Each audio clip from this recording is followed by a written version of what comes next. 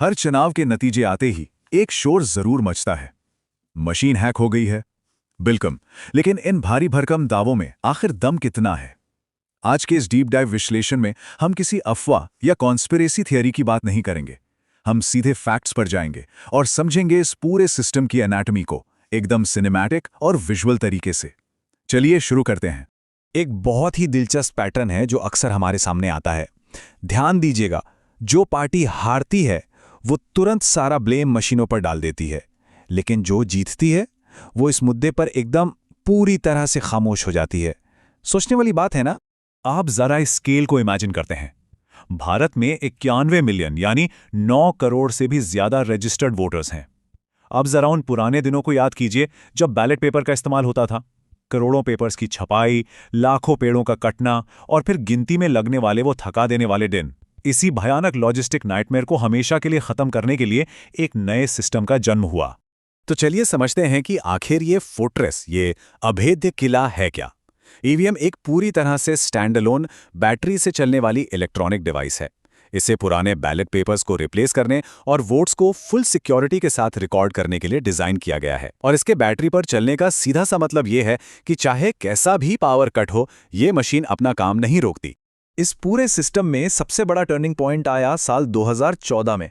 देखिए, उससे पहले सिर्फ इलेक्ट्रॉनिक वोटिंग होती थी और तब वोटर के पास कोई फिजिकल प्रूफ नहीं होता था। लेकिन 2014 के बाद वीवीपैट यानी voter verifiable paper audit trail को जोड़कर ट्रांसपेरेंसी की एक ऐसी लेयर ऐड कर दी गई जिसने एक तरह से डबल वेरिफिकेशन को मुमकिन बना दिया। ये सच में एक बहुत बड़ा गेम चेंजर था। अब अगर इसके हार्डवेयर को डीकोड करें तो ये पूरा सिस्टम असल में एक 3 पार्ट फोर्ट्रेस है। पहला हिस्सा है बैलेट यूनिट, जहां बटन दबाकर फेवरेट कैंडिडेट को चुना जाता है। और हां, एक यूनिट में मैक्सिमम 16 कैंडिडेट्स ही हो सकते हैं। दूसरा है वीवीपैट, जो उस फिजिकल ऑडिट स्लिप को प्रिंट करता है। और तीसरा सबसे अहम हिस्सा है कंट्रोल यूनिट, जो पोलिंग ऑफिसर के पास होता है। ऑफिसर के अपने कंट्रोल यूनिट से कमांड देने के बाद ही अगला वोट डाला जा सकता है। मतलब कोई चाहकर भी एक ही बटन को मौका देकर बार बार नहीं दबा सकता। और यहाँ एक बहुत ही क्रूशियल पॉइंट आता है। वोट वेरीफाई करने के लिए सिर्फ 7 सेकंड का समय होता है। जी हाँ, सिर्फ 7 सेकंड।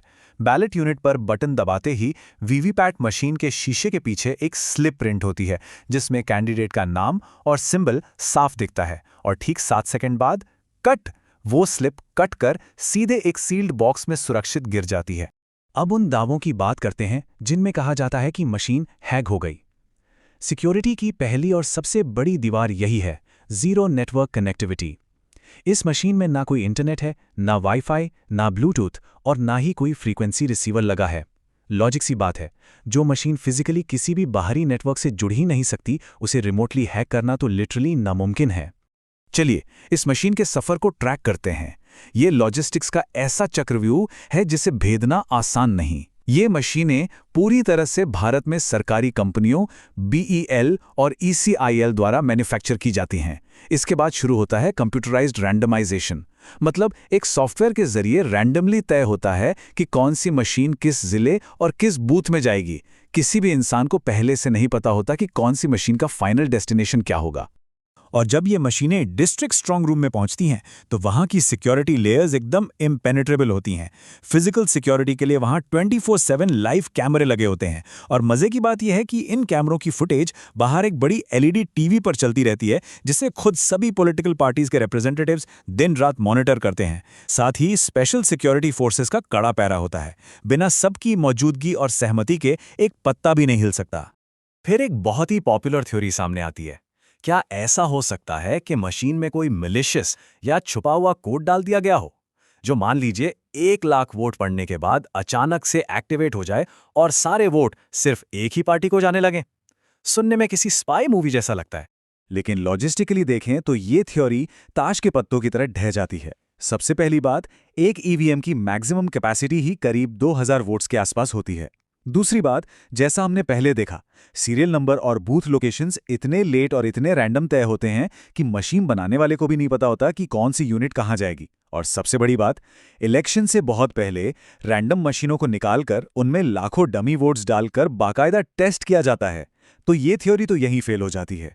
एक और दावा जो बार बार हवा में उछाला जाता है कि क्या ऐसा मुमकिन है कि कोई बटन एक बार दबाए लेकिन अंदर ही अंदर वो किसी खास पार्टी के लिए 2 वोट के रूप में रजिस्टर हो जाए।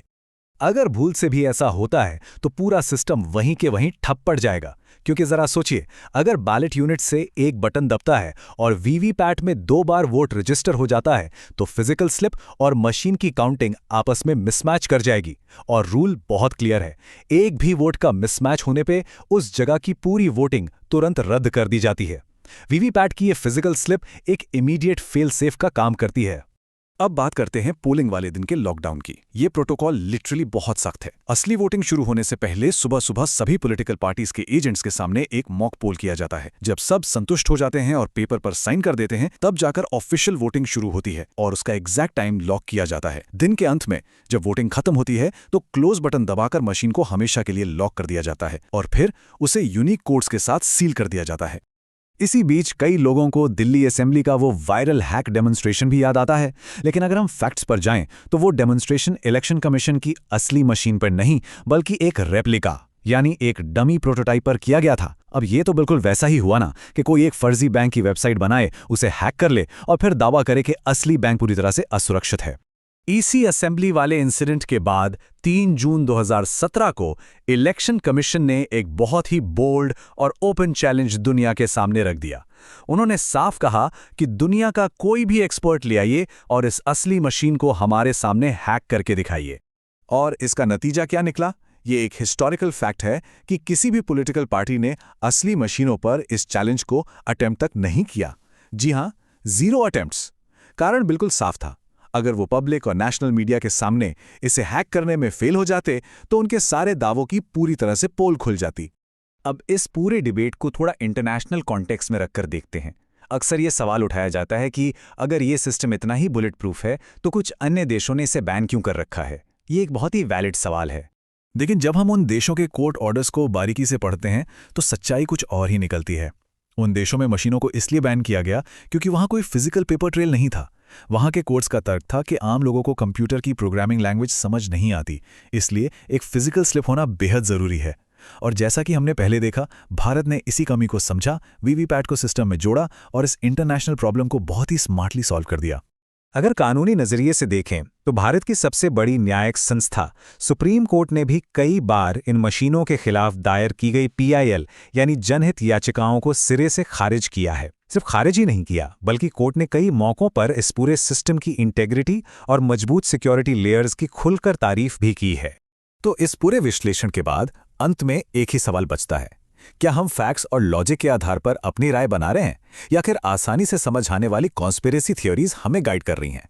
सवाल पूछना बहुत जरूरी है, लेकिन किसी भी दावे पर यकीन करने से पहले सबूत और लॉजिक की डिमांड करना उससे भी कहीं ज्यादा जरूरी है। ये एक ऐसी बात है जिस पर हम सबको जरूर विचार करना चाहिए।